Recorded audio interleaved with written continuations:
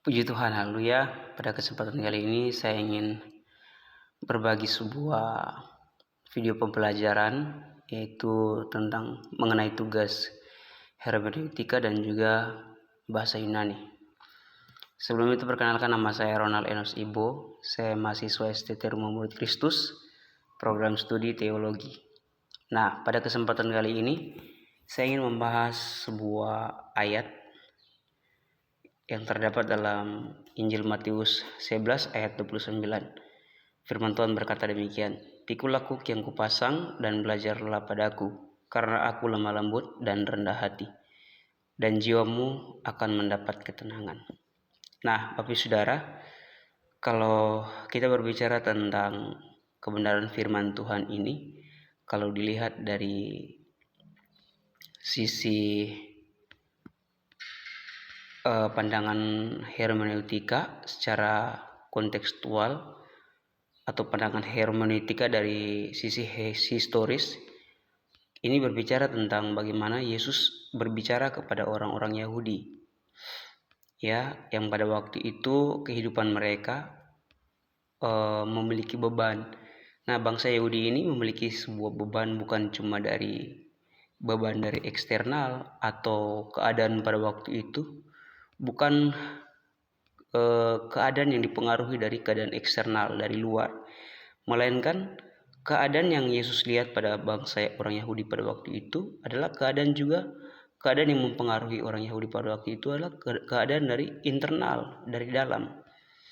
Kalau keadaan eksternal yaitu mereka mengalami kelelahan, letih lesu karena mereka harus membayar pajak yang besar kepada bangsa Romawi pada waktu itu. Sedangkan keadaan dari internal, dari dalam ini berbicara tentang keadaan kerohanian mereka dalam menjalankan sebuah misalnya perintah Tuhan.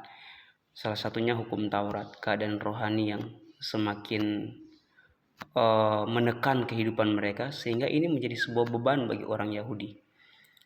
Nah, kita melihat bahwa keadaan yang mereka alami ini membuat sehingga bangsa Yahudi pada waktu itu merasa tertekan dengan sebuah beban hidup. Makanya Yesus tawarkan, "Marilah kepadaku semua yang letih lesu." Nah, keadaan bangsa Israel pada itu berada dalam keadaan yang letih, keadaan yang lelah oleh hal-hal yang terjadi dalam kehidupan mereka pada waktu itu. Nah, kalau kita melihat dari sisi analisis gramatikal dari bahasa Yunani, di sini kata kuk, Yesus menawarkan kepada bangsa Yahudi pada itu semua yang letih lesu. Namun Yesus berkata demikian, marilah kepadaku, pikulah kuk yang kupasang. Ini berbicara tentang Yesus sementara menawarkan hukum yang baru. Nah, kalau kita melihat dari sisi hukum Taurat ini, bangsa Israel ini memang pada umumnya kita kenal mereka memiliki 10 hukum Taurat. Tetapi dari 10 hukum Taurat ini terpecah menjadi banyak, sehingga dari 10 hukum Taurat ini ketika berkembang menjadi 613 hukum Taurat. Nah, dengan banyaknya hukum Taurat ini, ketika Yesus berkata, "Marilah, pikulah kuk yang kupasang," ini seakan-akan mungkin bangsa Yahudi berkata, mengapa Yesus memanggil dan menawarkan sebuah hukum yang baru? Mungkin pada waktu itu bangsa Yahudi bisa saja menolak, tetapi kita melihat Yesus menawarkan hukum yang berbeda, yaitu hukum kasih. Makanya Yesus berkata, "Aku datang bukan untuk menyediakan hukum Taurat, melainkan untuk menggenapi hukum Taurat." Nah, kalau kita melihat dari sisi gramatikal, di sini kuk menggunakan kata sugon atau sugos. Nah, ini berbicara mengenai alat kayu yang menghubungkan dua binatang.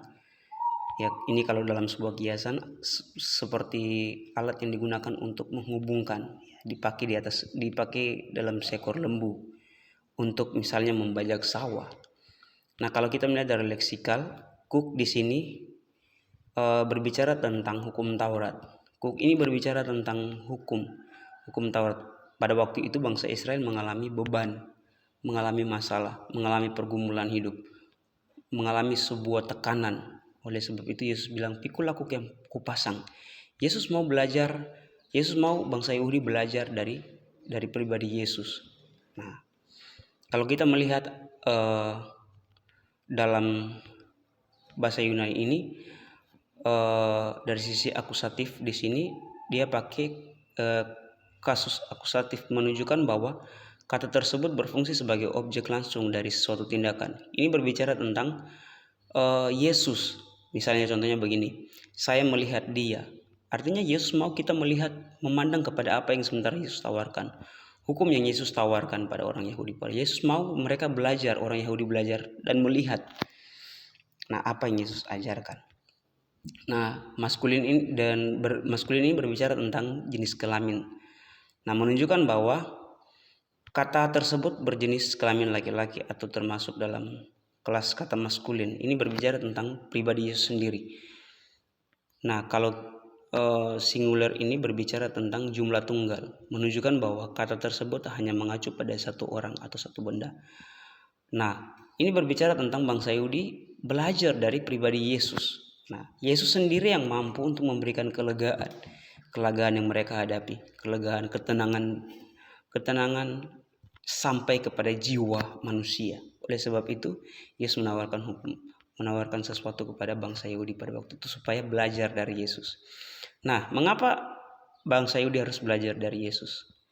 Nah, kalau kita melihat pada dasarnya hukum Taurat yang diberikan oleh ahli Taurat, para orang-orang yang pintar hukum Taurat pada waktu itu, orang Farisi, orang yang suka menggali kebenaran, mereka hanya menaruh sebuah beban kepada bangsa Israel pada waktu itu, tapi mereka tidak melakukan. Nah, Yesus menawarkan hukum ini, hukum kasih.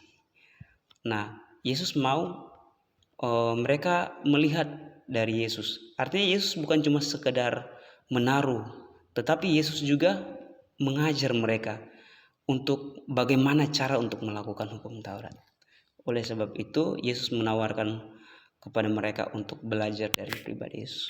Penting untuk kita belajar dari pribadi Yesus.